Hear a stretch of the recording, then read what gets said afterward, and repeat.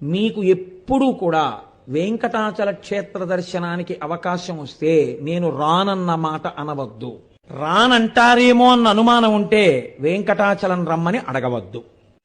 అలా వెంకటేశ్వర స్వామి వారికి రాత్రి దండలు ఒకలా వేస్తే తెల్లవారేటప్పటికి ఒకలా మారిపోయేవి. ఎవరు చేస్తున్నారని ఒక రోజున అనుమానం వచ్చి ఒక మహంతు గుదిలో నక్కి పడుకున్నాడు చూద్దామని. అర్ధరాత్రి అయ్యేటప్పటికీ అయ్యవారి పాలపీఠం దగ్గర రాయి తొలగి తేజోరూపంలో తరిగొండ వెంగమాంబ గారు వచ్చి హారాలు సరిచేస్తుంటే చూసి మూర్చిపోయాడు. ఇప్పటికీ తేజోరూపులై ఆనందనిలయంలోకి వెళ్ళి ఈశ్వరుణ్ణి సేవిస్తారు. బ్రహ్మగారు, చతుర్ముఖ బ్రహ్మగారు ప్రతిరోజు వెంకటేశ్వర స్వామి వారి పాదాలు కడిగి ఆ పాత్ర అక్కడ ఉంచుతారు. అందుకే రాత్రి నీటి చెంబు ఉంచి తలుపులేస్తారు. ఆ శేషాన్ని సుప్రభాతానికి వెళ్ళిన వాళ్ళకి దర్శనమిస్తారు.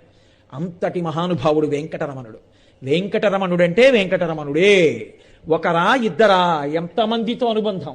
వారం రోజులు కాదు, కొన్ని నెలల పాటు వెంకటరమణుడు భక్తులు చెప్తూ వెడితే ఎన్ని యుగాలలో ఎంతమంది ఆ వెంకటాచల క్షేత్ర స్పర్శ చేత పునీతులయ్యారో, ఎంత ఆనందం పొందారో. ఇప్పటికీ నేను మీకు ఒక యథార్థం చెప్తున్నాను, బాగా జ్ఞాపకం ఉంచుకోండి. ఉపన్యాసాలన్నీ ఒకెత్తు, చేసిన సేవలన్నీ ఒకెత్తు, పూజలన్నీ ఒకెత్తు. నేను మీకు ఇవాళ ఎన్నడూ నేను చెప్పడానికి ఇష్టపడనటువంటి ఒక ముఖ్యమైన విషయాన్ని నేను మీతో మనవి చేస్తాను. మీకు ఎప్పుడూ కూడా వెంకటాచల క్షేత్ర దర్శనానికి అవకాశం వస్తే నేను రానన్న మాట అనవద్దు. రానంటారేమో అన్న అనుమానం ఉంటే వెంకటాచలం రమ్మని అడగవద్దు. ఎందుకో తెలుసా అండి?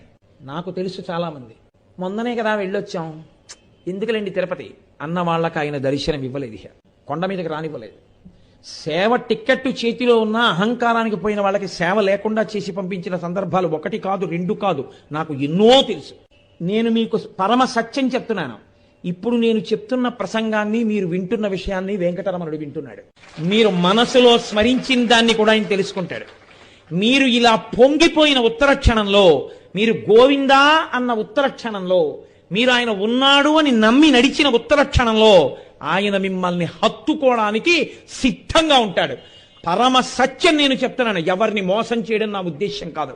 మీ అందరూ భక్తిగా ఉంటే దానివల్ల నాకేమైనా పావలా కాసిమ్మని నేను అడిగానా?